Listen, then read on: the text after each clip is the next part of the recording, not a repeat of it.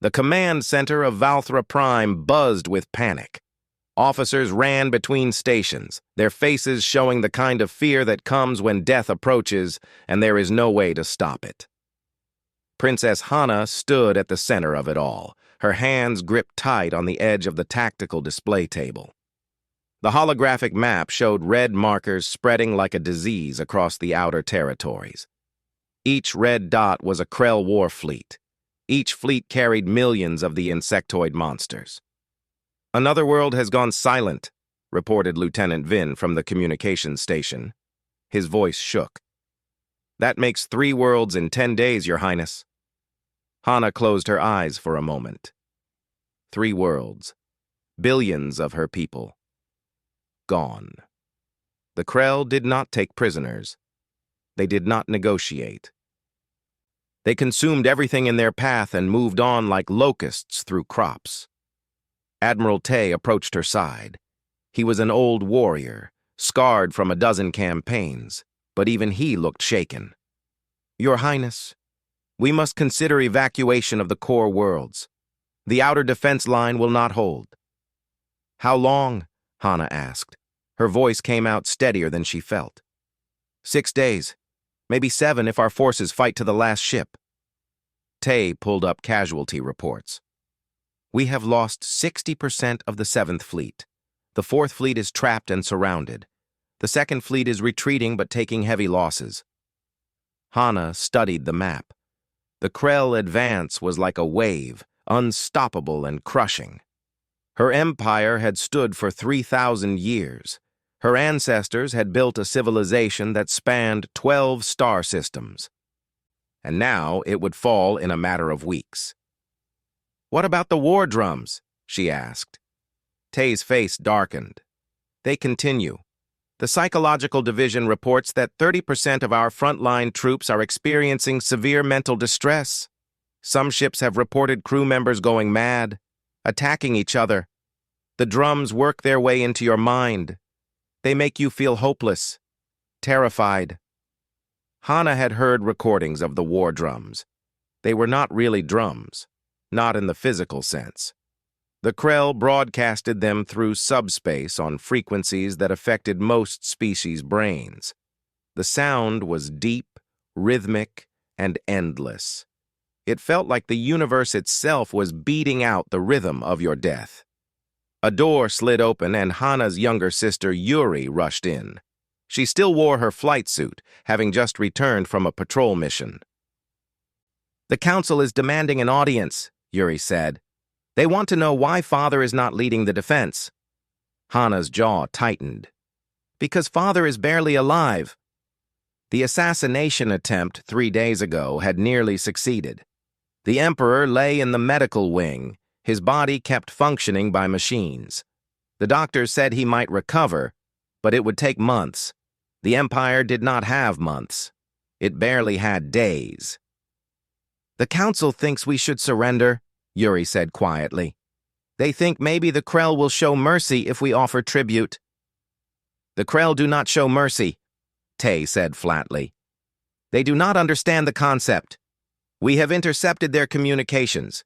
They see us as food and raw materials. Nothing more." Hana turned away from the tactical display. She walked to the large window that overlooked the capital city. Millions of lights twinkled below, citizens going about their lives, not yet knowing how close the end was, children sleeping in their beds, families eating dinner together. All of it would be gone soon. "There must be something," she whispered. "Some weapon we have not used. Some ally we have not called." "We have sent requests to every neighboring power," Tay said. "None will help. The Viridian Collective is too far away. The Astral Federation says they cannot spare forces. The trade guilds have closed their borders. We stand alone." Hana's mind raced through options. Every military academy course she had taken, every history lesson about impossible victories. There had to be something. Her father had always told her that a leader's job was to find the path when no path existed. Then she remembered something. A conversation from years ago when she was just a girl. Her father had taken her to his private study, shown her a classified file. She had been young, curious about the locked drawers in his desk. He had sighed and pulled out a single data chip. "There are things in the galaxy that we do not speak about," he had told her. "Mistakes we made, powers we awakened and then feared.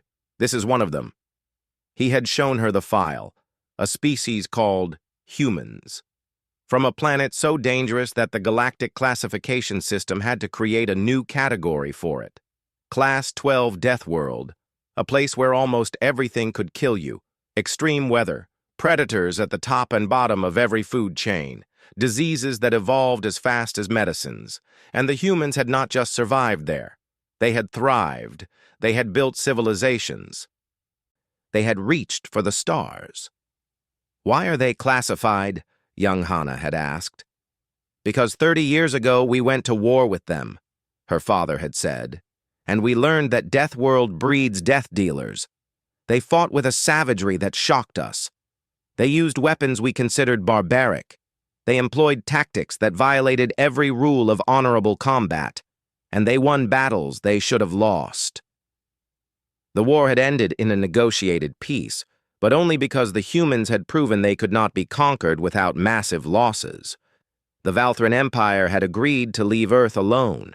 Humans had agreed to stay in their own system, a quarantine by mutual agreement. Hannah turned suddenly to face Tay. "The archives. The classified military archives. I need access." Tay frowned. "Your Highness, this is not the time to review history." "It is exactly the time," Hannah said. She strode toward the door. "Admiral, you have command. Yuri, come with me." The sisters moved quickly through the corridors of the Imperial Palace. Guards saluted as they passed. Servants pressed themselves against walls to let them by. Hannah's mind was working fast now, pieces falling into place. The archive vault required her palm print and retinal scan. The heavy door slid open with a hiss of pressurized air. Inside, rows of data storage units glowed softly in the dim light. Hannah moved to the classified section, her fingers flying over the search interface. "What are we looking for?" Yuri asked. "A weapon," Hannah said. "Maybe the only one that can save us." The file appeared on the screen. Designation, Earth. Species, human. Status, quarantined. Hannah opened the military records. Battle reports filled the screen. She scrolled through them, reading about human tactics, human weapons, human brutality in combat. One name appeared again and again in the reports. Commander Kai, a human tactical officer who had held the fortress of Kaldon against impossible odds, who had destroyed 2 Valthran battle groups with inferior forces, who had negotiated the peace treaty with a pistol on the table and blood on his uniform. Status, alive. Return to Earth. Location, unknown. Hannah stared at the screen for a long moment. Then she made a decision that would either save her people or doom them all. "I am going to call the human," she said, "and pray that he will fight." The archive room felt cold, despite the warmth of the environmental systems. Yuri stood beside her sister, reading the human files with growing horror on her face. The reports detailed things that made Valthran military doctrine seem gentle by comparison. "They used nuclear weapons inside their own atmosphere," Yuri whispered, "against each other, before they even reached space." Hannah scrolled through more files. Humans had a history of warfare that stretched back thousands of years. They had fought with stones, then metal, then explosives, then atomic fire. Every generation had found new ways to kill. Every century had seen wars that consumed millions of lives. And somehow they had survived it all, grown stronger from it. "Here," Hannah said, stopping on a specific file. "The Contact Wars 30 years ago." The file was marked with the highest security classification. Even as princess, Hannah technically needed council approval to access it. But the council was not here, and her people were dying. She opened it. The first document was a tactical assessment written by Admiral Tay himself. back when he was just a captain. His words were clinical, but the horror came through clearly. Human Commander Kai has demonstrated a complete disregard for conventional warfare principles. His forces employ ambush tactics, targeting supply lines and command vessels rather than engaging in honorable fleet combat. They use psychological warfare, broadcasting disturbing sounds and images on all frequencies. They booby-trap their own damaged ships and turn retreats into traps. Recommendation: avoid direct engagement. Seek immediate peace negotiations. Hana pulled up video footage from the Battle of Caldon Station. The quality was grainy, taken from a damaged sensor array. It showed a fortress under siege. 10,000 Valthran soldiers surrounded it, cutting off all supply routes. Inside were 300 humans, outnumbered 30-1. The siege had lasted 48 hours. By the end, 7,000 Valthran soldiers were dead. The humans had lost 200. The fortress still stood. Hana watched the footage in silence. She saw human soldiers fighting in ways that seemed impossible. They turned every corridor into a killing ground. They used the station's own systems as weapons, venting atmosphere, overloading power conduits, collapsing sections on top of advancing Valthran troops.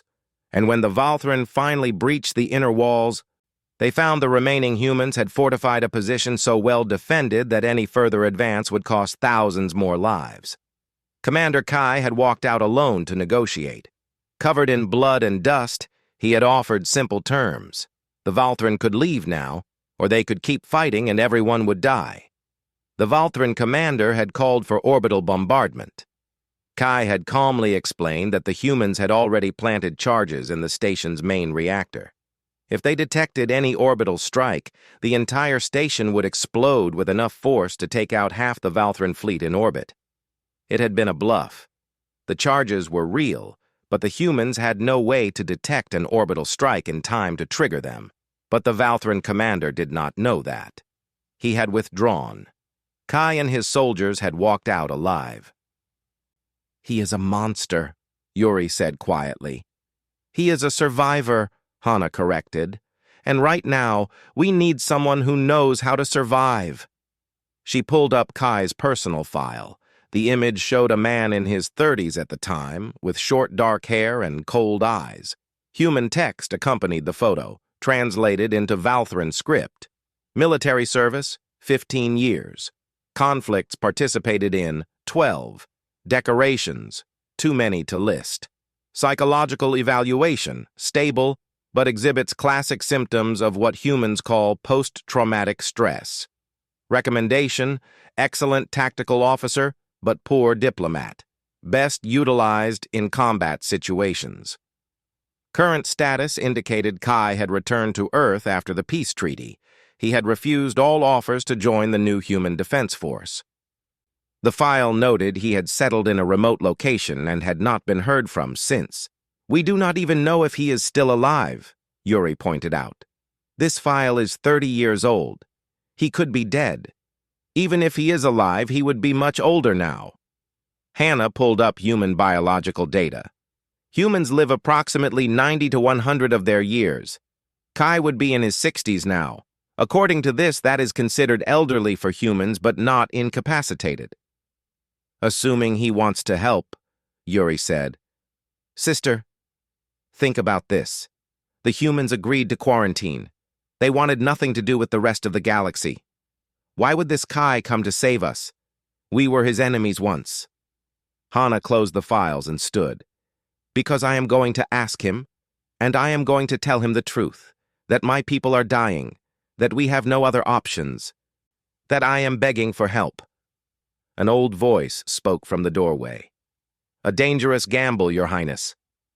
Hana turned to see Watcher Day. The ancient counselor was over 200 years old, his skin wrinkled and his movements slow. But his mind was still sharp. He had served Hana's grandfather and great-grandfather. He knew secrets that were not written in any file.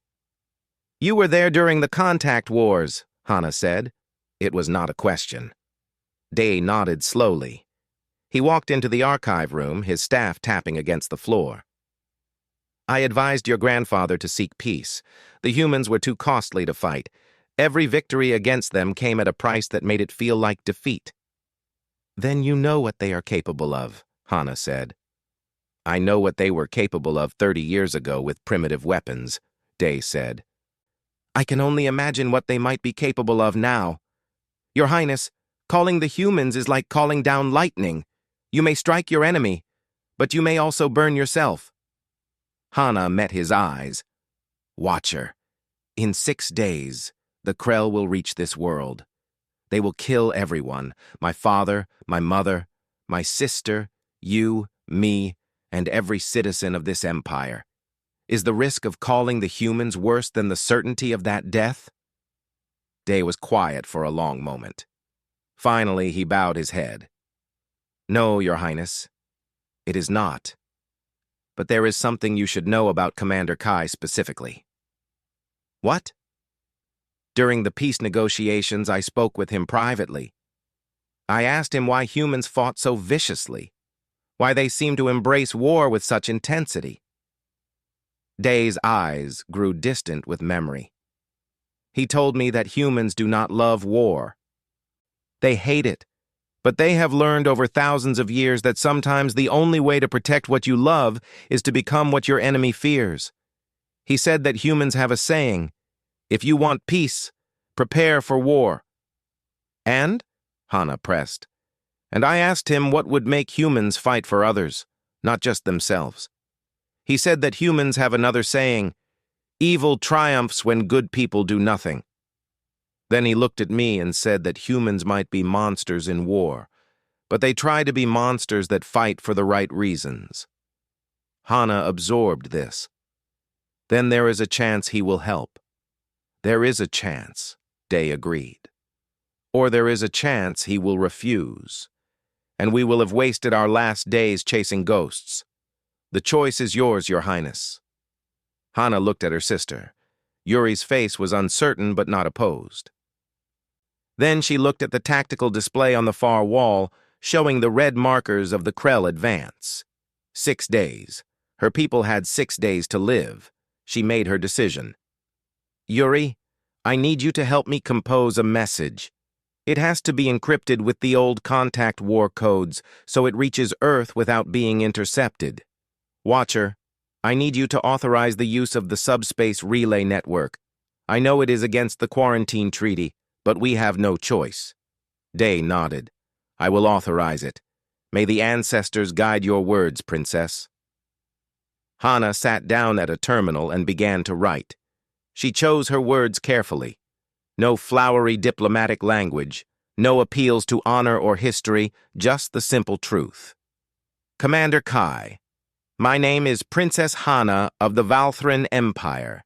You do not know me, but I know of you from the war records. The Krell horde is destroying my people. We have 6 days before they reach our home world. Millions will die. I have no right to ask you for help. You owe us nothing. But I am asking anyway. Will you fight for us? She attached tactical data on the Krell, fleet positions, and coordinates for rendezvous. Then she encrypted it with the old military codes and sent it toward Earth at faster-than-light speed. The message would take hours to arrive. A response, if it came at all, would take hours more. Hana stood and walked back toward the command center. All she could do now was wait and hope that somewhere on Earth, an old human warrior would read her message and decide that some fights were worth fighting, even for old enemies. 2 days passed in agony. The Krell advance continued without pause. Another world fell, its distress calls cutting off mid-transmission. The war drums grew louder in subspace, a constant reminder that death was approaching. Princess Hana barely slept, spending every hour in the command center coordinating evacuations and defensive positions. Admiral Tay's estimates had been optimistic. The Krell were moving faster than predicted. They now had 4 days, maybe 5 at most. The refugee ships fleeing the outer worlds arrived in a constant stream, filling orbital stations beyond capacity. There were not enough ships to evacuate everyone. There would never be enough ships. Any response from Earth? Yuri asked for the 100th time. Hana shook her head. She had begun to accept that no response would come. Why would it? She was asking a human to leave his peaceful retirement and fight for aliens who had once been enemies. It was foolish to hope, but hope was all she had left. The command center's alarm suddenly blared. Officers scrambled to their stations. Hana's heart jumped into her throat. Had the Krell arrived early? Unknown vessel just dropped out of hyperspace at the edge of the system, Lieutenant Vin called out. It appeared without warning. No jump signature detected until it was already here. Admiral Tay pulled up the sensor data. Impossible. Even our most advanced ships cannot hide their jump signatures.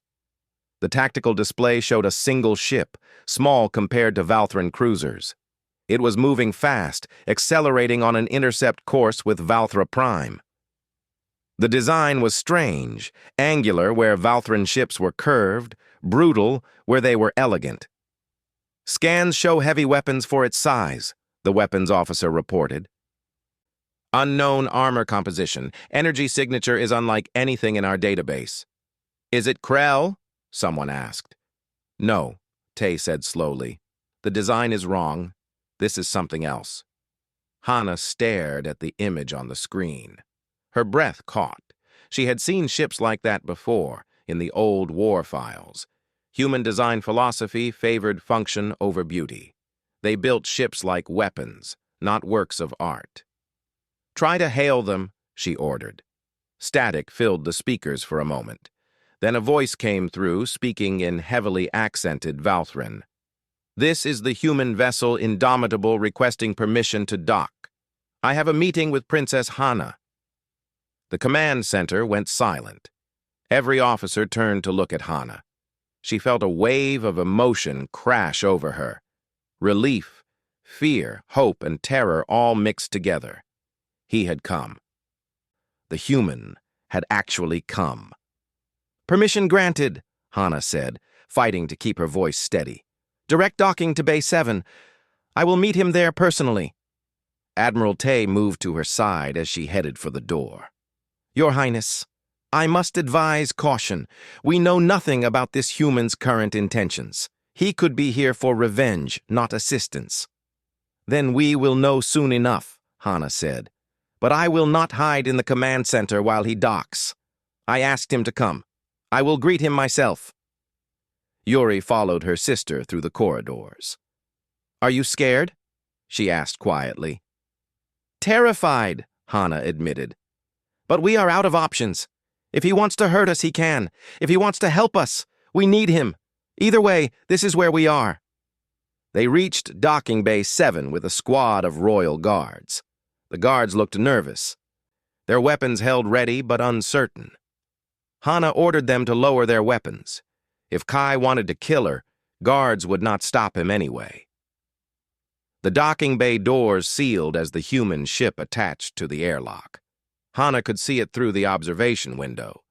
The Indomitable was scarred and patched, showing signs of decades of use and repair. Human text was painted on the hull in faded white letters. It looked like something that should be in a museum, not flying through space. The airlock cycled. Atmosphere equalized. The inner door opened. The first person through was not what Hana expected. It was a woman, perhaps in her 50s, with short gray hair and cybernetic implants visible along her neck and temple. She moved with military precision, scanning the docking bay with eyes that missed nothing. Behind her came a larger man, heavily built, carrying what looked like a toolbox full of weapons. Then a third human, thin and tall, with scarred hands and nervous energy. And then Commander Kai stepped through. He was older than his file photo, gray in his hair now, lines deep in his face. But he moved like someone much younger, with the controlled economy of motion that came from decades of combat training. He wore a simple black uniform with no insignia. A pistol was holstered at his hip. His eyes swept the docking bay, cataloged every exit, every person, every potential threat, all in less than 2 seconds. Those eyes locked onto Hana. For a moment, neither spoke. Hana forced herself to step forward. She bowed in the Valthran way, a gesture of respect between equals. "Commander Kai, thank you for coming." Kai did not bow. He studied her for a long moment, then glanced around at the docking bay, the guards, the ships visible through the windows. "You look like your father," he said finally. "I met him once during the peace negotiations. He was a good man for an enemy." "He is dying," Hana said. "Assassinated 3 days ago. He cannot lead the defense." "So you called me instead." Kai's expression was unreadable. "Risky move, Princess. Your people and mine are not exactly friends." "We have no friends left," Hana said simply, "and we are out of time. Will you help us?" Kai was silent. The woman with the cybernetic implants spoke up. "Kai, the tactical data she sent was accurate. The Krell are real and they are coming. This is not a trick." The big man with the weapons grunted. "Bad situation. Very bad." The thin man just nodded nervously. Kai finally spoke. "Show me the enemy." Hana led them to the nearest tactical center. Officers stopped what they were doing to stare at the humans. Some looked frightened. Others looked curious. All looked desperate. Hana pulled up the tactical display showing the Krell advance. Red markers covered a third of the map. They have taken 4 worlds in 2 weeks. They will reach Valthra Prime in 4 days. We estimate their force at 20,000 ships, with billions of Krell soldiers. Kai studied the map in silence. His team moved around the display, asking questions in rapid human language. The woman with implants plugged a cable from her cybernetics directly into the Valthran computer system, downloading data at speeds that made the technicians gasp. "What are these?" Kai pointed at notation marks on the map. "The war drums," Admiral Tay said, having followed them to the tactical center. "Subspace broadcasts that affect psychology. They cause fear, panic, madness." Kai's expression darkened. "Psychological warfare. They are trying to break you before they arrive." "It is working," Tay admitted. 30% of our frontline crews are requesting medical discharge. Some have committed suicide. We cannot even approach our own defensive positions without the drums affecting us." The big human laughed. It was not a nice sound. "Psychological warfare. That is cute. Kai, remember Siege of Mumbai?" "I remember," Kai said quietly. "Woo. Check your databases. Find me human music that is loud, aggressive, and annoying. We are going to teach the Krell about psychological warfare." Wu grinned. It was a frightening expression. The woman finished her download and unplugged. "Mira," Kai said to her, "can you hack Krell communications?" "Given time and samples, probably," Mira said. "Their bio-neural networks are sophisticated, but not impossible." The thin man spoke up nervously. "Sung here. Those Krell ships use biological armor. Chemical analysis suggests they are weak to high heat and certain acids." Kai nodded slowly. He turned to face Princess Hana and Admiral Tay. "Your defensive strategy is a disaster. You are fighting honorably, which means you are going to die honorably. The Krell do not care about honor. They care about consuming and spreading." Tay bristled. "Our tactics have served the Empire for centuries." "And they will get you all killed in 4 days," Kai said flatly. "If you want my help, you do exactly what I say. No arguments, no honor, no glory. Just survival." Hana felt Tay tense beside her. The Admiral was not used to being spoken to this way, but Hana saw something in Kai's eyes. Not arrogance, certainty. This was a man who had fought impossible battles and won. "What do you need?" Hana asked. Kai looked at her directly. 48 hours. Complete access to your industrial facilities. No interference from your military command, and one promise." "What promise?" "That when this is over, you listen to what I have to say about the galaxy." Because if the Krell are moving this aggressively, something has changed out there, and your isolation is going to get you killed eventually, with or without my help. Hana glanced at Tay. The Admiral looked like he wanted to argue, but finally nodded slightly. She turned back to Kai. You have your 48 hours, and afterward, I will listen. Kai extended his hand.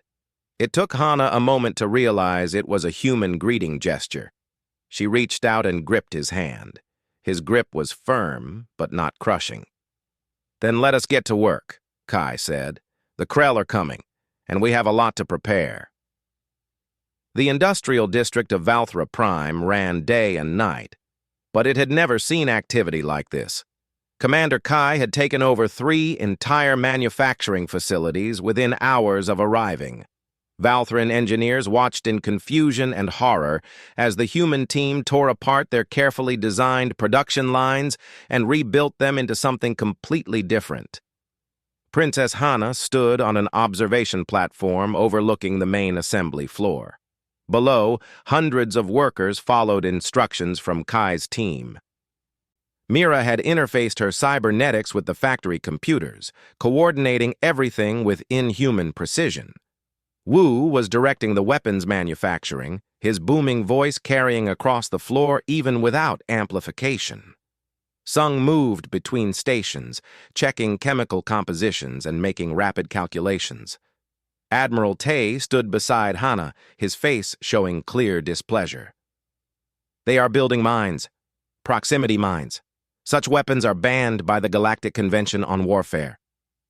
The Krell do not care about conventions, Hana said. Neither, apparently, do humans, Tay replied. Your Highness, look at what they are creating. These devices are designed to tear ships apart indiscriminately. There is no honor in this. Hana turned to face him.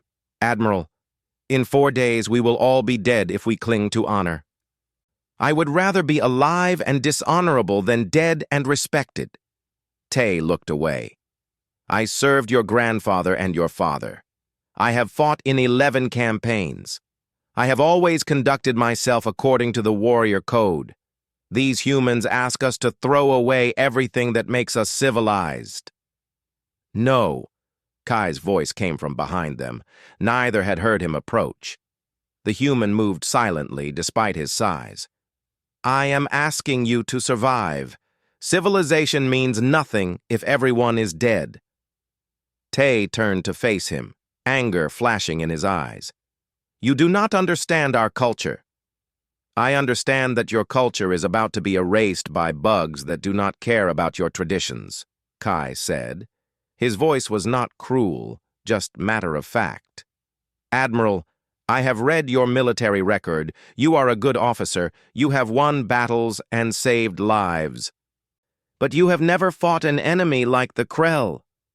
And you have? Tay challenged. Not the Krell specifically, Kai admitted. But I have fought enemies that wanted total extermination. On Earth, we have a long history of that. My team and I have spent 30 years preparing for the possibility that something like this would happen.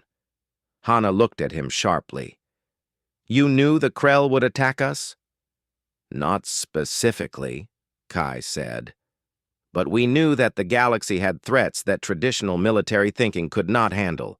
Your empire kept yourselves isolated, thinking that was safety. But isolation just makes you vulnerable when something like the Krell decides you look like a meal. He gestured down at the assembly floor. Those mines are crude, simple, but they will work. The Krell rely on overwhelming numbers. They do not scout carefully. They do not clear debris fields. They just charge forward and expect their numbers to win.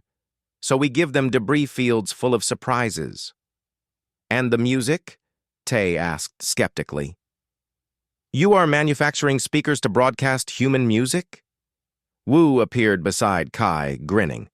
Not just music, Admiral. Psychological warfare. The Krell use those drums to make you scared. We use human music to make them confused. Have you ever heard human heavy metal music? It is designed to be aggressive, loud, makes your heart beat faster, makes you want to fight instead of run. It will not work on Krell, Tay said. Their biology is different. Maybe, Kai said, but it will jam their drum frequencies, and more importantly, it will help your own troops. Give them something to focus on besides fear. Humans learned a long time ago that the right music can make soldiers fight harder. Mira's voice came over the communication system. Kai, we have a problem. The Valthran industrial systems cannot produce the high-energy capacitors we need for the EMP devices. Kai swore in human language. Can we modify the design? Not without losing effectiveness. We need Earth-standard components. Kai thought for a moment. How long to get parts from the Indomitable? Our ship does not have enough. We would need to strip essential systems. Then strip them. The Indomitable is not going anywhere after this anyway. Hana interrupted. What are EMP devices? Electromagnetic pulse weapons, Sung explained, appearing suddenly at the railing. The thin human looked exhausted but excited. They shut down electronics. The Krell use bioneural systems, which are partially electronic. A strong enough pulse should disrupt their ship-to-ship communications. That will throw their coordination into chaos, Tay said slowly. Understanding dawned on his face. Without communication, their numerical advantage becomes a weakness. They will collide with each other, fire on friendly vessels. Now you are thinking like a human, Kai said with approval. Fighting smart instead of fighting honorably. Use every advantage, create new advantages, make the enemy's strengths become weaknesses. Hana watched the assembly floor. How long until these weapons are ready? 36 hours, Mira said over the communication system, assuming we do not have any more material shortages. And our fleet? Hana asked. What changes do you need there? Kai pulled up a tactical display on a nearby terminal. Your current defensive formation is terrible. You are trying to create a wall of ships to meet the Krell head-on. That will not work. They have more ships. They will simply overwhelm you with numbers. He manipulated the display, showing new formations. Instead, we break your fleet into small groups, fast attack squadrons. They hit supply lines, retreat, hit again somewhere else. We make the Krell chase us, draw them into the minefields, force them to spread out. That is guerrilla warfare, Tay said. The term was clearly distasteful to him. Cowardly tactics. Effective tactics, Kai corrected. Admiral, your honor will not stop Krell claws. Your traditions will not turn away their ships. But smart tactics might keep your people alive. Yuri had been silent during the conversation, but now she spoke up. Commander Kai, what about the throne world itself? If the Krell get past the fleet, can we defend the planet? Kai's expression darkened. No, if they reach the surface in force, you lose. Orbital defense can thin them out, but Krell ground forces are brutal. They evolved to swarm and consume. Your best bet is to not let them reach the surface. And if they do anyway, Yuri pressed, then you evacuate everyone you can and accept that the planet is lost, Kai said bluntly. Do not waste lives trying to hold a position that cannot be held. That is ego, not strategy. The words hung in the air. Hana felt the weight of them. Kai was asking her to potentially abandon her homeworld, the seat of her empire. If the battle went badly, everything her ancestors had built for 3,000 years. I see why your people quarantined you, Tay said quietly. You think like machines, cold, calculating. We think like survivors, Kai said. And right now you need survivors, not heroes. Heroes die gloriously. Survivors live to fight another day. An alarm chimed. Lieutenant Vin's voice came over the communication system. Your Highness, we are receiving reports from the 7th Fleet. The Krell have increased their advance speed. New estimate, they will arrive in 70 hours. 70 hours, less than 3 days. Hana felt her stomach drop. Kai showed no reaction. Then we have no time to waste. Admiral Tay, I need your best pilots and most aggressive captains, people who are willing to break rules. Can you give me that? Tay looked at Hana. She nodded. The Admiral sighed. I can give you a list, but these are not our most decorated officers. They are the ones who have been disciplined for reckless behavior. Perfect, Kai said. Those are exactly the people I need. Princess, I need to brief your fleet commanders personally. Can you arrange that? I will arrange a meeting in 2 hours, Hana said. Kai nodded. He turned to leave, then paused. Princess, one more thing. I need to board the Krell command ship when they arrive. The observation platform went silent. Everyone stared at him. That is suicide, Tay said flatly. It is necessary, Kai replied. The Krell operate with a hive mind structure. Kill the Queen, disrupt the coordination. Without central command, their swarms become confused. They start fighting each other for dominance. You cannot know that, Tay said. We have no intelligence on Krell command structure. We have enough, Mira said, appearing beside Kai. I have been analyzing the communications we intercepted. There is a central node, probably on the largest ship. If we take it out, the entire attack loses coordination. How do you plan to board an enemy ship in the middle of a space battle? Hana asked. Kai smiled. It was not a pleasant expression. Very carefully, and with a lot of explosives. But that is a problem for day 3.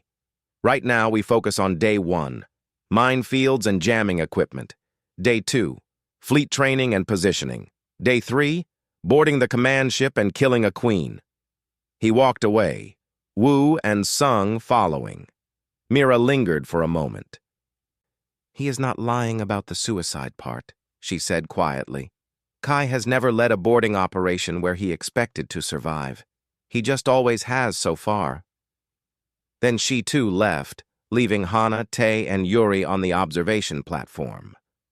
Sister, Yuri said softly, I think we called something very dangerous to save us from something very dangerous.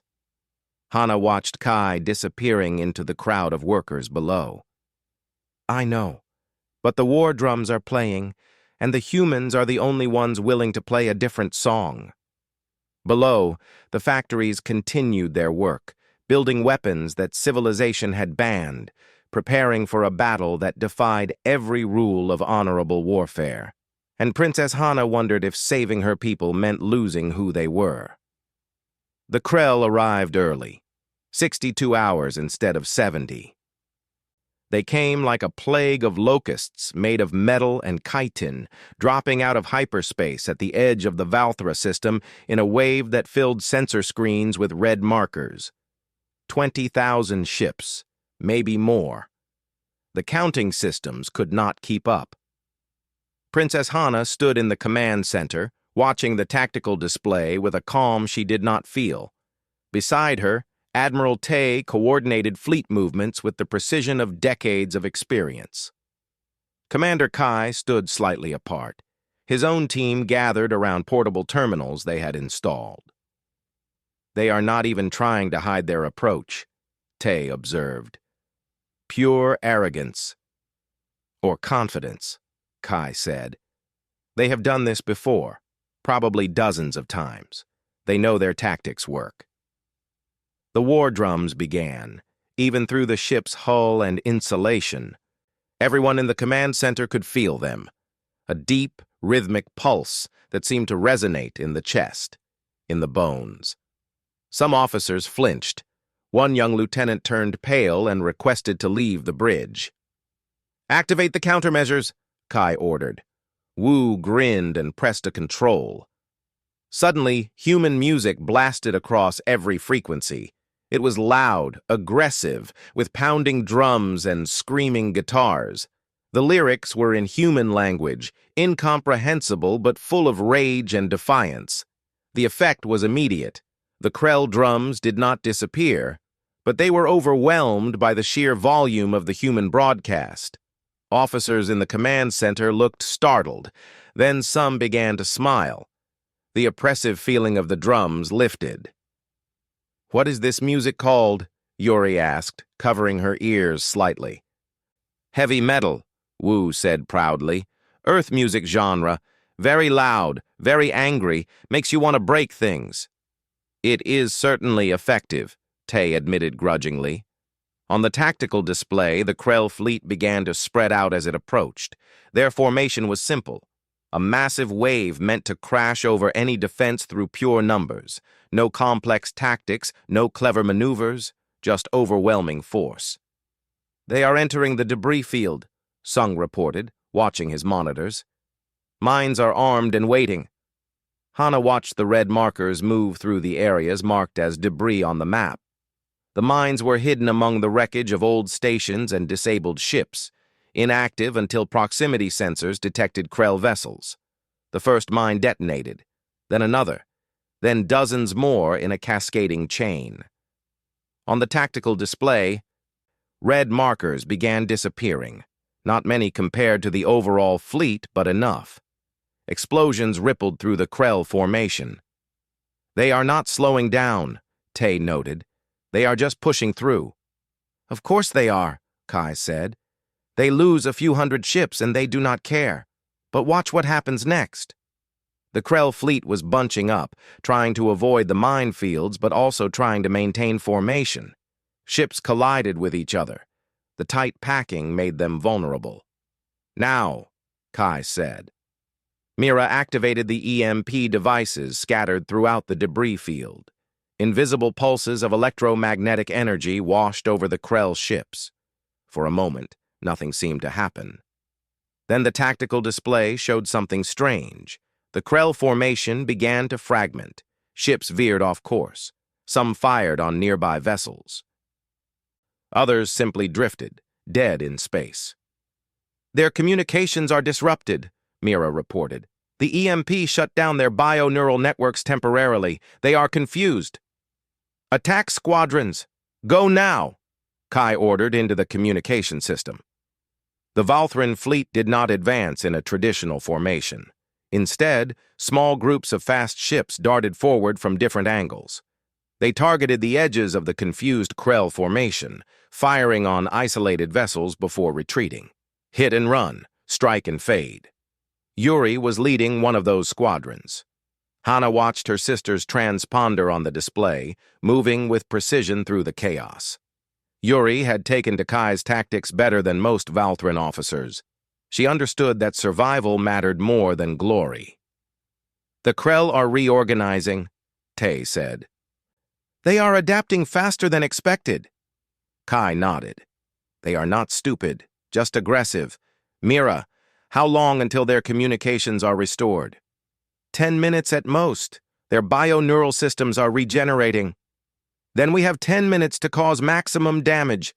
All squadrons focus fire on the largest ships. Take out anything that looks like a command vessel. The battle descended into chaos. Krell ships regained coordination and began to push forward again, but they had lost momentum. The mines had thinned their numbers. The EMP had created confusion. The hit-and-run attacks were preventing them from forming up properly.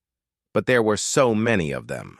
For every Krell ship destroyed, 5 more pushed forward. The Valthran were fighting well, better than they had in any previous engagement, but the numbers were still overwhelming. They are breaking through on the northern flank, Tay reported. We do not have enough ships to hold everywhere. Kai studied the tactical display. Pull back the northern squadrons. Let them through. Let them through? Tay looked shocked. Commander, that will allow them to reach the inner system. Exactly. We are not trying to build a wall, Admiral. We are trying to make them bleed for every meter of space they take. Pull back, regroup, and hit them again from a different angle. Make them chase us. Tay hesitated, then gave the orders. It went against every instinct he had, but he had agreed to follow Kai's strategy. The northern squadrons retreated, and Krell ships poured through the gap. They are taking the bait, Sung said, moving toward the secondary minefield. The Krell ships accelerated, thinking they had broken through the defenses. They did not see the second set of mines until it was too late. More explosions rippled through their ranks. The Valthran squadrons that had retreated suddenly turned and attacked from behind, catching the Krell in a crossfire. "Brilliant," Tay whispered. He was starting to understand. This was not about holding lines or defending positions. This was about making the enemy pay for every mistake, about turning their aggression into a weakness. The battle raged for 6 hours. The Krell kept pushing forward, and the Valthran kept falling back. But each retreat was a trap. Each withdrawal was setting up the next ambush. The Krell were losing ships at a rate they had not anticipated. But they kept coming. Always more ships. Always more Krell. "We have lost 40% of our fleet," Tay reported grimly. "We cannot sustain this much longer." Kai checked his displays. "We have thinned them out enough. Time for the next phase. Mira, can you locate their command ship?" Mira's cybernetic implants glowed as she processed data. "Got it. Largest vessel in the center formation. Bio-neural signature is off the charts. That is definitely where their queen is located." "How heavily defended?" "Very. At least 500 ships surrounding it. We would need to punch through them to get close." Kai turned to Hana. "Princess, I need a battleship and a crew willing to make a suicide run." Hana felt her blood run cold. "A suicide run?" "We need to get close enough to the command ship for my team to board it." "The only way to do that is to ram through their defensive line. The ship doing the ramming will not survive." The command center went silent. Every officer was listening now. Asking for volunteers to die was not part of Valthran military tradition. Soldiers accepted the risk of death, but deliberately planning a suicide mission was something else entirely. "I will do it," Admiral Tay said quietly. Everyone turned to look at him. Kai raised an eyebrow. "Admiral, you do not have to—" "Yes, I do," Tay said. "I am the highest-ranking officer in the fleet. If someone must lead a suicide mission, it should be me. Besides, I think I finally understand what you humans mean by fighting smart. Sometimes the smartest thing is to sacrifice one piece to win the game." Hana stepped forward. "Admiral, no. We need you to coordinate the fleet." Tay smiled. It was a sad smile. "Your Highness, you do not need me for that. You have learned Kai's tactics. So has Yuri. So have our best captains. You will continue the fight after I am gone." He turned to Kai. "Commander, you said you have always survived your boarding operations. Let us keep that record intact. I will get you to that ship." Kai studied the old admiral for a long moment. Then he extended his hand. Tay gripped it firmly. "It has been an honor, Admiral," Kai said. "The honor is mine," Tay replied. "I spent my life fighting by the old rules. Let me end it fighting by the new ones." Hana felt tears threatening to fall, but she forced them back. There was no time for grief. Not yet. "Admiral Tay, you have served 3 emperors with distinction. You will be remembered." Tay bowed deeply. "Then I have lived well enough." He turned to his officers. "Prepare the battleship Crown of Valthra for assault run. I need volunteers for the crew." More officers stepped forward than positions available. Tay selected them carefully, older veterans mostly, those who had lived full lives. Within minutes, the crew was assembled. Kai gathered his own team. Wu checked his weapons, more guns than seemed reasonable for one person to carry. Sung packed his explosives and chemical compounds. Mira synchronized her cybernetics with the tactical data.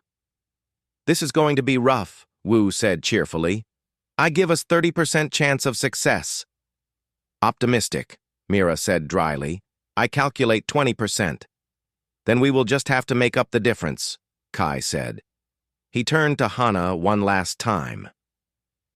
"Princess, after we board that ship, we will have maybe 20 minutes before our air runs out or the Krell overwhelm us. If we have not signaled success by then, assume we failed and retreat to the secondary defensive positions." And if you succeed? Hana asked. Then the Krell will lose coordination. Hit them hard while they are confused. Show them that prey can have teeth. Kai and his team left the command center. Hana watched them go. These strange humans who had come from across the galaxy to fight for people who had once been enemies. She did not understand them, but she was grateful for them. All squadrons, she said into the communication system, taking command. Prepare to support Admiral Tay's assault run. We are going for the heart of the Krell fleet, for Valthra, for the Empire, for everyone we have lost. On the tactical display, the crown of Valthra began to move, accelerating toward the center of the Krell formation, toward the command ship, toward a battle that would decide everything. The crown of Valthra was a battleship from the old era, built when the Empire still believed in displays of power rather than efficiency. It had gold inlays on the hull and viewing galleries for diplomats. Now Admiral Tay had stripped away everything unnecessary. It was a weapon, nothing more, a spear aimed at the heart of the enemy. Kai stood in the assault shuttle attached to the battleship's hull. His team was secured in crash harnesses, weapons checked and rechecked. Through the shuttle's small viewport, he could see Krell ships everywhere, a swarm that seemed to have no end. 2 minutes to intercept. Tay's voice came over the communication system. The Admiral sounded calm, almost peaceful. All Valthran squadrons are engaging the defense line. They are giving us everything they have. Kai could see it.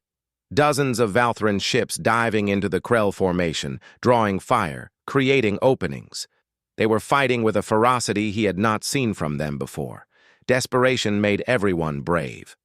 The crown of Valthra shuddered as Krell weapons tore into its shields. The battleship did not slow down. Tay had rerouted all power to engines and forward shields. Everything else was a secondary concern. Kai, Tay said quietly, thank you for teaching an old warrior new tricks. Thank you for the ride, Admiral, Kai replied. The battleship punched through the first line of Krell defenders. Ships exploded against its shields. The crown was taking terrible damage, but it kept moving forward. Closer to the command ship, closer to the target. Hull breaches on multiple decks, Tay reported. His voice was still steady. We will not make it all the way. Releasing your shuttle now. Good hunting, Commander. The shuttle detached with a violent jolt. Kai gripped his harness as the small craft tumbled through space, automated systems struggling to stabilize. Behind them, the crown of Valthra continued forward for another 30 seconds. Then it exploded, taking out dozens of Krell ships in a massive ball of fire. Tay is gone, Mira said quietly.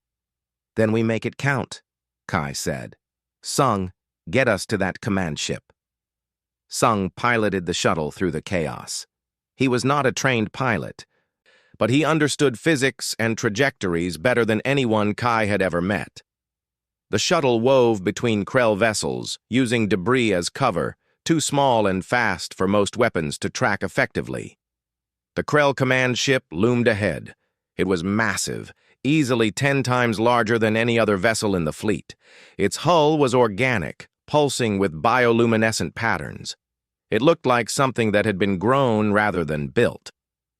I am reading thousands of Krell inside that thing, Mira reported. Heavy concentrations near the center. That is probably where the Queen is located. Can you find us a way in? Kai asked. There is a breach in the lower hull. Looks like damage from one of our earlier attacks. We can get through there. Sung angled the shuttle toward the breach. Krell fighters moved to intercept. But Wu opened the shuttle's side hatch and started firing a heavy machine gun. It was insane, firing personal weapons from a spacecraft, but it worked. The Krell fighters were not designed to deal with threats this small and crazy. The shuttle slammed through the breach, scraping against jagged edges of torn biometal. Alarms screamed. The hull groaned. Then they were inside, crash landing in what looked like a cargo bay filled with strange organic pods. Kai released his harness and was moving before the shuttle stopped sliding. His team followed. They had practiced this 100 times during the trip to Valthra Prime. Everyone knew their role. Mira plugged into a nearby wall, her cybernetics interfacing with the ship's bio-neural network. Wu and Sung set up a defensive perimeter.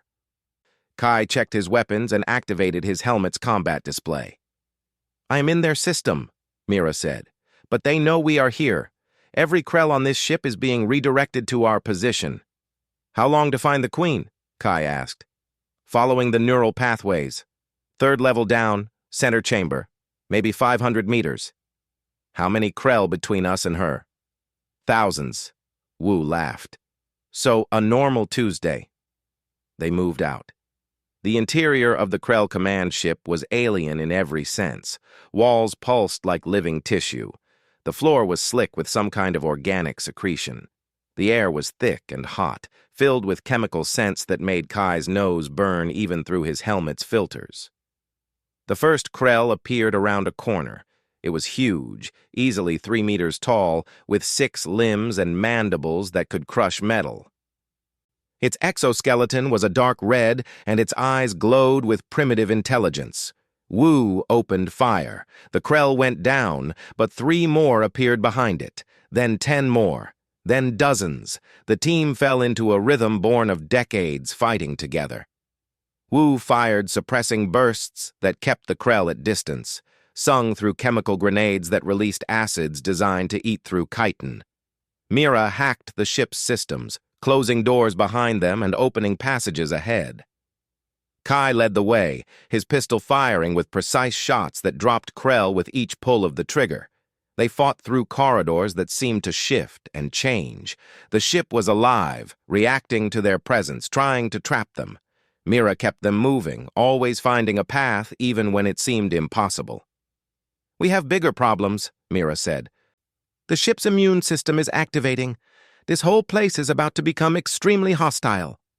As if to prove her point, the walls began to secrete a thick, acidic fluid. It hissed where it touched their armor. Sung pulled out a spray canister and coated their suits with a neutralizing agent. "That will hold for maybe 10 minutes, he said. "Then we have 10 minutes to finish this," Kai said. They reached a massive chamber. The ceiling soared high above them, lost in darkness. The floor was covered in some kind of pulsing membrane, and in the center, surrounded by hundreds of Krell warriors, was the Queen. She was enormous, easily 20 meters long, her body a grotesque mixture of insect and something else. Her carapace was thick and armored. Her mandibles were large enough to bite a human in half. And her eyes, when they focused on the intruders, showed an intelligence that was both alien and terrifying. The Queen made a sound. It was not quite a scream, not quite a roar. Every Krell in the chamber responded, surging toward the humans in a wave of chitin and claws. "This is going to be close," Wu said, dropping his empty weapon and pulling out 2 more guns. "Plan?" Mira asked. Kai looked at the Queen, calculating distances, weak points, possibilities. "Sung, can your explosives penetrate that carapace?" "Maybe, if I can get close enough to place them directly on her." "Then that is what we do. Mira, Wu, and I will keep the Krell busy. Sung, you get to the Queen." "That is a terrible plan," Sung said. "You have a better one?" "No." "Then we go with terrible." They moved. Wu and Kai laid down fire that cut through the Krell like a scythe through grass. Mira hacked the chamber's systems, causing lights to strobe and doors to slam, creating chaos and confusion. Sung ran, dodging between Krell warriors, impossibly fast for someone so thin. Kai's weapons ran dry. He dropped them and drew a knife. A Krell warrior lunged at him. He sidestepped, drove the knife into a joint in its carapace, twisted. The Krell went down. Another took its place. Then another. Wu was laughing as he fired, a sound that should not come from anyone in the middle of battle. But that was Wu. He had always found joy in the chaos. Mira was bleeding from a dozen cuts, but her cybernetics kept her moving, kept her fighting. She had grabbed a piece of broken Krell carapace and was using it as a weapon, surprisingly effective. Sung reached the Queen. She tried to crush him with her massive claws, but he rolled under them, his hands working fast, placing charges in the softer tissue between her armor plates. The Queen screamed and bucked, trying to throw him off. "Charges set!" Sung yelled. 10 seconds! "Run!" Kai shouted. They ran, all 4 humans sprinting back the way they had come while hundreds of Krell gave chase. Kai counted down in his head. 5 seconds. 4, 3, down! He yelled. They hit the floor as the explosives detonated. The explosion was massive, amplified by the chemicals Sung had mixed into the charges. The Queen's scream cut off abruptly. The chamber shook. Pieces of carapace and debris rained down. Then silence. Kai stood slowly, his body aching from dozens of impacts and cuts. Around them, the Krell warriors were motionless. Not dead, but frozen, as if waiting for commands that would never come. "Did it work?" Wu asked, blood running down his face. Mira checked her cybernetic connection to the ship's systems. "The Queen is dead. The neural network is collapsing. The Krell fleet is losing coordination." Kai activated his communication link to the Valthran fleet. "Princess Hana, this is Kai. The Queen is dead. Hit them now while they are confused." Static answered him. Then Hana's voice, strong and clear. "Received, Commander. All squadrons, advance. Target every Krell ship in range. Show them what happens when they threaten Valthra." Kai allowed himself a moment to lean against a wall. They had done it. Against impossible odds with a terrible plan, they had actually done it. "We should probably leave," Sung said. "This ship is dying. I can feel it." "Agreed," Kai said. "Back to the shuttle. Move." They ran again, this time through corridors filled with dying Krell and a ship that was tearing itself apart. The bio-neural network's collapse was causing catastrophic failures throughout the vessel. Walls were bleeding, floors were cracking. The whole structure was beginning to rot from the inside. They reached the shuttle. Sung fired up the engines, which sputtered but caught. The shuttle lifted off just as the cargo bay began to collapse. They burst out into space through the same breach they had entered. Behind them, the Krell command ship was breaking apart, huge sections peeling away like flesh from bone. And all around, the Krell fleet was in chaos. The battle turned in moments. Without the Queen's coordination, the Krell fleet fragmented into individual swarms, fighting without purpose or direction. Some ships continued attacking the Valthran. Others turned on each other, fighting for dominance in a hierarchy that no longer existed. Many simply drifted, their crews paralyzed without commands from the neural network. Princess Hana watched from the command center as her fleet pressed the advantage. Yuri led her squadron through the chaos, targeting Krell command vessels that were trying to establish new coordination. Other captains followed the tactics they had learned from Kai, hitting weak points, avoiding direct confrontation, making every shot count. "The Krell are beginning to retreat," Lieutenant Vin reported. "Multiple ships entering hyperspace. The rest are trying to disengage." "Let them go," Hana ordered. "Focus on the ones still fighting, and send search and rescue teams for any damaged Valthran vessels." The war drums had stopped. The silence in subspace felt strange after days of that constant, oppressive rhythm. Instead, the communication channels were filled with cheers, with cries of victory, with the sound of people who had been certain they would die discovering they might actually survive. Hana allowed herself a moment to close her eyes and breathe. They had done it. The impossible had happened. The Krell had been stopped. "Princess!" Vin called out. "The human shuttle is requesting docking clearance. All 4 life signs are active." Relief flooded through her.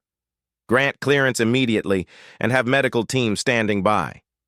She left the command center and ran through the corridors, not caring about the dignity expected of royalty.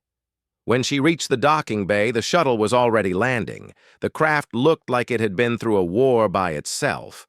The hull was scorched and dented. One engine was smoking. It touched down hard and immediately began leaking some kind of fluid. The hatch opened. Sung stumbled out first, covered in burns and cuts. Wu followed, his left arm hanging at an odd angle but still grinning. Mira emerged next, her cybernetic implants sparking occasionally. And finally, Commander Kai stepped down, moving slowly but under his own power. They all looked terrible, bloodied, burned, barely standing, and they had just killed a queen and broken an army. "Medical teams now," Hana ordered. The teams rushed forward with equipment, but Kai waved them away. "We are fine," he said. His voice was rough. "Just need to sit down for a minute." "You look like you went through a meat grinder," Yuri said. She had returned from her patrol and came running into the docking bay. "Feels like it too," Wu admitted. "But we are alive. That is better than expected." Hana approached Kai. For a moment, she did not know what to say. How did you thank someone for saving billions of lives? What words existed for that? She settled for simplicity. "You did it. You saved us." Kai shook his head slightly. "Your people saved themselves. Admiral Tay got us to the command ship. Your pilots held off the Krell fleet. Your sister led the counterattack. We just removed one piece from the board. You won the game." "You are too modest," Hana said. "I am realistic," Kai replied. He looked around at the docking bay, at the celebrating crew members, at the damaged but still standing station. This was close. Too close. If the Krell had been slightly better coordinated, or if Admiral Tay had not made that run, or if any of 100 things had gone differently, you would all be dead right now. The words were harsh but true. Hana nodded slowly. "What happens now? The Krell that escaped will regroup. They will come back." "Maybe," Kai said.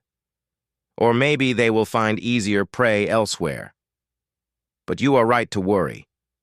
The galaxy is more dangerous than your empire realized." Hana looked at him carefully. "Before the battle, you said you wanted to tell me something. About the galaxy." Kai was silent for a moment, then nodded. "Can we talk somewhere private? My team needs rest and medical attention. But you and I need to have a conversation about the future." Hana led him to a small conference room overlooking the main hangar. Through the windows, they could see ships returning from battle, some limping, others triumphant. Yuri followed them, as did Watcher Day, who had appeared from somewhere with his usual mysterious timing. Kai sat down heavily. Now that the battle was over, he looked exhausted.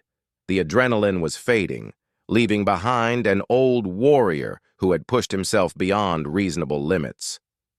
"Your empire has been isolated for 3 generations, Kai began. You thought that keeping to yourselves would keep you safe. But the galaxy does not work that way. Threats like the Krell do not care about borders or treaties. They go where they want and take what they can." "So what do you suggest?" Hana asked. "Alliance with Earth? Earth is far away and dealing with our own problems," Kai said. "We are not going to come running every time someone needs help. That is not sustainable. What I suggest is that you learn to fight the way we taught you. Adapt. Stop clinging to traditions that will get you killed. Honor is good, but survival is better." Watcher Day spoke up, his ancient voice thoughtful. "You are asking us to change who we are." "I am asking you to survive," Kai said bluntly. "Your honor, your traditions, your culture, all of it means nothing if everyone is dead. But I am not saying abandon who you are. I am saying evolve. Keep what makes you strong. Discard what makes you vulnerable." Hana considered this. "The Council will resist. Many of our people will see what we did during this battle as shameful, dishonorable." "Then they are fools," Kai said without sympathy. "Ask them if they would rather be honorable corpses or live to see their children grow up. That is the choice. It has always been the choice. Yuri leaned forward. Commander Kai, why did you really come? You could have refused Princess Hana's message. You could have stayed on Earth in peace. Why risk your life for people who once imprisoned your species? Kai was quiet for a long moment. When he spoke, his voice was softer than before. Because my team and I spent 30 years preparing for something like this. We knew eventually the galaxy would face a threat that traditional thinking could not handle. We built weapons, we trained, we waited, and when the call came, we answered. Not because we owe you anything, but because it was the right thing to do. Humanity has a strange sense of right and wrong, Day observed. Maybe, Kai admitted, but we learned a long time ago that evil wins when good people do nothing. The Krell are evil. Simple as that. They destroy for the sake of destroying. Someone had to stop them. Might as well be us. Hana stood and walked to the window. Outside, the last of the Krell ships were fleeing into hyperspace. Her empire had survived, but it had changed. The old ways had failed. New ways had saved them. And now she had to figure out how to move forward. I will speak to the council, she said. I will tell them that our isolation nearly killed us, that we need to adapt, that honor means nothing if everyone is dead. Some will listen, others will resist. But I will make them understand. And if they refuse? Kai asked. Hana turned to face him. Then I will do what must be done. My father is dying. Soon I will be empress, and I will lead my people into a new era, whether they want it or not. Kai smiled slightly. You will make a good leader. You are willing to make hard choices. I learned from watching you, Hana said. You made dozens of hard choices during this battle. How do you live with that? Badly, Kai admitted. I have nightmares. I see the faces of everyone who died following my orders. I wonder if there was a better way. But then I remember that the alternative was worse. And I keep moving forward because that is all you can do. They were silent for a while. Outside, the victory celebrations continued, but in this room, 4 people contemplated what victory had cost and what it would require in the future. Finally, Kai stood. My team and I will leave in a few days once the Indomitable is repaired. Before we go, I will transfer all the tactical databases, training protocols, and weapon schematics we used. Your people can learn from them, adapt them, make them your own. Will we see you again? Yuri asked. Kai shrugged. Maybe. If another crisis comes and someone is desperate enough to call, that seems to be what we do now. Answer calls from people with no other options. There are worse purposes in life, Day said. Answering calls from the desperate is noble work. Or insane work, Wu said, appearing in the doorway. His arm was in a sling, but he was still grinning. Mira says the ship will be ready in 3 days. Sung is already working on repairs. We should leave before someone else needs saving. Kai nodded. He extended his hand to Hana once more. She gripped it firmly, meeting his eyes. Thank you, she said, for everything. Thank you for asking, Kai replied. It is nice to be wanted occasionally.